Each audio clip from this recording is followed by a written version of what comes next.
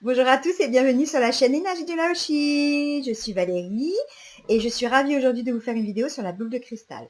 Alors je vous entends déjà, certains d'entre vous ont vu une vidéo de moi hier parlant de ce sujet-là, sauf que le son était juste catastrophique, que vous m'avez fait des retours et que ne sachant pas comment corriger le truc, j'ai préféré la supprimer et vous en refaire une toute belle aujourd'hui. En plus, là je pense que même la lumière est meilleure aujourd'hui. Donc voilà, et si nous parlions de la boule de cristal. Alors, cette fameuse boule de cristal, dont en voici un exemplaire, alors attendez, voilà que je visionne bien, est un outil d'art divinatoire et de guérison. Alors, les premiers à l'utiliser pour l'art divinatoire, ce sont les druides, environ 600 ans avant Jésus-Christ. Ça veut dire, ça fait plus de 2000 ans. C'est pas rien quand même, c'est quand même quelque chose qui existe depuis très très très longtemps. Alors à la base, la boule de cristal que les druides utilisaient n'était pas celle-là.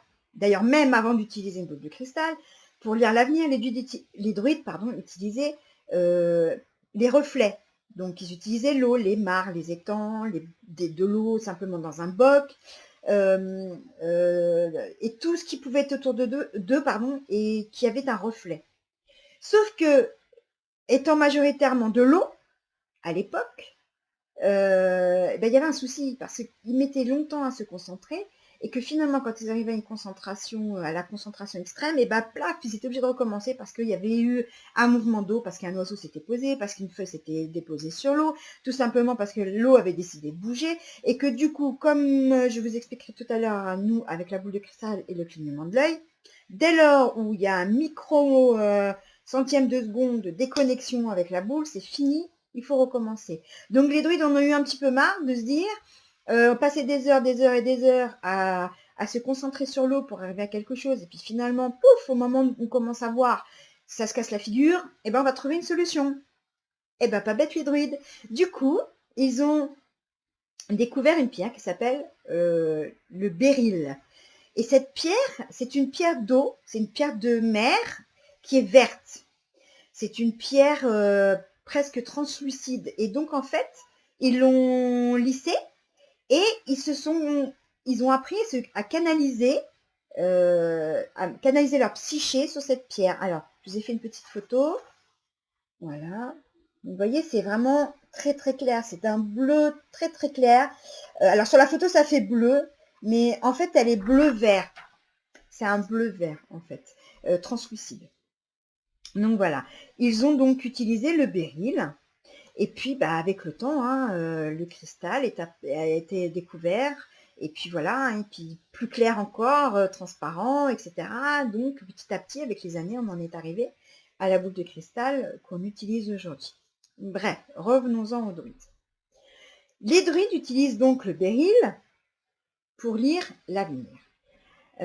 Sachez que, outre le fait que c'était les premiers à utiliser la boule de cristal pour l'art divinatoire, ils l'utilisaient aussi pour soigner. Parce que le béryl avait aussi des particularités guérisseuses. Alors, les pierres ont toujours été connues comme étant guérisseuses. C'est pas nous qui l'avons inventé, ça existe depuis la nuit des temps. Même bien avant les druides, on utilisait les pierres pour guérir. Ça, c'est pas nouveau. Mais disons que c'est à partir des druides que les choses ont vraiment commencé à prendre véritablement forme. Un peu comme si notre dictionnaire de la connaissance des herbes, etc., des pierres, aurait commencé avec les druides. Alors, d'ailleurs, les druides étaient très, très, très importants dans leur communauté. Les grands chefs ne prenaient aucune décision sans être passés par les druides au préalable. Ça, c'était une certitude. Mais bon, revenons à la boule de cristal. Alors, fabriquée dans du cristal de plomb, dans du cristal naturel ou dans du cristal de quartz, qui pour le coup, comme je le disais tout à l'heure, est le matériau le mieux indiqué pour les consultations de voyance, car il aurait la capacité d'intensifier l'énergie psychique du divinateur et donc faciliterait la concentration. Cependant, peu le privilégie, car il reste également le plus onéreux. Voilà, c'est ce que je vais vous expliquer il y a 5 minutes. Alors, ce support divinatoire unique, c'est aussi fait connaître pour son côté esthétique. Hein. Aujourd'hui, beaucoup ont une boule de cristal dans leur bureau, etc. Juste pour le plaisir de la toucher, de regarder à travers, de voir les reflets et juste de voir la lumière passer à travers. C'est vrai que beaucoup l'utilisent juste comme ça. Elle a aussi l'utilité aujourd'hui pour les photographes. Les photographes l'utilisent pour leur zoom, en fait, et ils arrivent à faire des photos juste magnifiques. Alors, à la disparition des druides, elle continue d'être utilisée ouvertement pour les arts divinatoires, mais aussi pour la guérison jusqu'à à peu près la Renaissance, c'est-à-dire aux alentours du XVe siècle. Après, il y a une petite marche comme ça, un peu, on ne sait pas trop, hein, mais tout de suite derrière, et ben patatrac, elle disparaît. Alors elle disparaît visuellement, parce qu'en réalité, et Dieu merci, les gens qui l'utilisaient ont continué à le faire, mais en cachette, parce que l'Église catholique, partant du principe qu'on ne pouvait pas communiquer directement avec Dieu si on n'était pas qu'on n'était pas, comment on dit, baptisé, et encore même baptisé, on avait des soucis, je ne veux pas rentrer dans ce genre de truc, mais comment dirais-je, à l'époque, je précise bien à l'époque, quand on n'était pas curé et tout ça, qu'on n'avait pas un lien direct avec le Seigneur, on partait du principe que toutes les autres personnes qui étaient censées entendre des voix ne pouvaient pas entendre Dieu, mais c'était forcément le démon qui les chatouillait, quoi. Donc du coup, peu de temps après la Renaissance, et ben, pouf, on n'avait plus le droit ni à la boule de cristal, ni à toute autre divination d'ailleurs. Hein. Toute forme de divination était proscrite par l'Église. Voilà. Et puis, petit à petit, c'est revenu, 19e, mais surtout au 20e siècle. Alors au 20e siècle, elle est réapparue comme si de rien n'était. On a commencé à la retrouver dans les magasins ésotériques, à la retrouver utilisée ouvertement, comme si il n'y avait jamais eu d'interdit. Et tant mieux, parce qu'aujourd'hui, on peut tous en profiter. Alors, qu'est-ce que j'avais noté? Oui, j'avais noté, et je ne le savais pas, je l'ai appris en faisant mes recherches, que l'acte de regarder sur une surface réfléchissante s'appelle le scoring. Scoring. Alors, je ne connaissais absolument pas ce mot. Il n'est pas très joli à dire, il est même limite agressif, mais c'est le terme qu'on emploie depuis la nuit des temps. Alors, si nous parlions un petit peu de l'utilisation de la boule de cristal. Alors, l'utilisation de la boule de cristal, il faut être vraiment il faut être tenace, voilà. Il faut vraiment être tenace pour arriver à lire dans la boule de cristal. Tout le monde peut le faire. Tout le monde. Sincèrement, je pense que tout le monde peut arriver à lire dans la boule de cristal. Mais il faut vraiment être tenace, comme je le disais il y a quelques secondes. Alors, pourquoi? Parce qu'en fait, alors, si vous avez une boule de cristal de plomb, inutile de la mettre à recharger au soleil, à la lune, dans la terre, c'est inutile parce qu'en fait c'est pas du naturel. Donc c'est pas du 100% naturel, c'est des atomes conjugués, additionnés. Donc non. Par contre, si c'est du quartz naturel, ou si c'est du cristal naturel, pardon, ou si c'est du cristal de quartz, là je vous invite à les recharger comme n'importe quelle autre pierre. Donc on les passe sous l'eau, ou on les met, on peut les mettre dans la terre pour qu'elles se rechargent énergétiquement. On peut les mettre à la lune. Alors, on évite de les mettre au soleil parce qu'à cause du reflet, bon, sauf le quartz parce que le quartz n'est pas aussi transparent. Mais quand même, on évite de le mettre directement au soleil. Ou si ça va au soleil, on s'arrange pour que ce soit pas, que ça puisse pas mettre le feu, quoi. N'oubliez pas que hein, d'accord. Bref. Donc, quand on en a une naturelle, on la recharge. Quand on n'en a pas une naturelle, et ben c'est pas la peine. Donc, on prend notre petite chiffonnette, on la nettoie, on nettoie notre boule de cristal. Il faut absolument qu'il n'y ait plus aucune trace de doigt, etc., etc. Ok, il faut qu'elle soit parfaite, votre boule de cristal. Ensuite, une fois que vous l'avez nettoyée, vous la posez gentiment. Alors, de préférence sur un tissu foncé, parce que ça donne de meilleurs résultats. Sur un tissu foncé, évitez des tissus à dessin, plutôt des tissus neutres. Ok? D'où le fait que régulièrement, enfin toujours d'ailleurs, on voit les gens qui lisent dans la boule de cristal sur un tissu noir. Voilà le pourquoi du comment. Donc vous la posez. Alors je vais bouger un petit peu la caméra pour vous montrer. Voilà. Alors moi j'ai pas de tissu noir parce que j'ai mes petites notes. Mais bon, vous comprenez l'idée. Vous avez un chiffon noir, un beau tissu noir ici. Vous posez votre boule de cristal et vous la tenez dans vos mains comme ceci quelques minutes. Alors normalement, vous ressentez quand la connexion se fait entre elle et vous. Il y a quelque chose qui se passe. Alors je dis pas dans les débuts, mais au fur et à mesure que vous allez l'utiliser, vous allez savoir quand la connexion est faite. Alors, moi j'aime la tenir dans mes mains comme ça. D'autres préfèrent bouger leurs mains autour et imaginer l'énergie circuler. Ça, c'est en fonction de tout à chacun. Ok? Alors je vais remonter la vidéo délicatement pour pas vous faire mal aux yeux. Donc voilà. Une fois qu'on est en connexion avec notre boule, on doit la fixer. Alors je pose mon regard, je tiens ma boule de cristal et je pose mon regard dans la boule de cristal. Et c'est là qu'il faut être tenace. Parce qu'en fait, il va falloir fixer votre boule de cristal de longues minutes sans cligner une seule fois des yeux. Dès lors que vous allez cligner des yeux, il va falloir recommencer à zéro. Donc vous allez avoir les yeux qui vont s'assécher, qui vont finir par pleurer. Il faudra absolument pas les bouger, il faut laisser faire. En général, quand les yeux commencent à pleurer, c'est là que la connexion se fait. Votre psyché se reflète alors dans la boule de cristal. Vous allez voir une fumée, aussi bizarre que ça puisse paraître. Vous allez voir une fumée apparaître. Et en fait, cette fumée, elle vous permet de découvrir les images.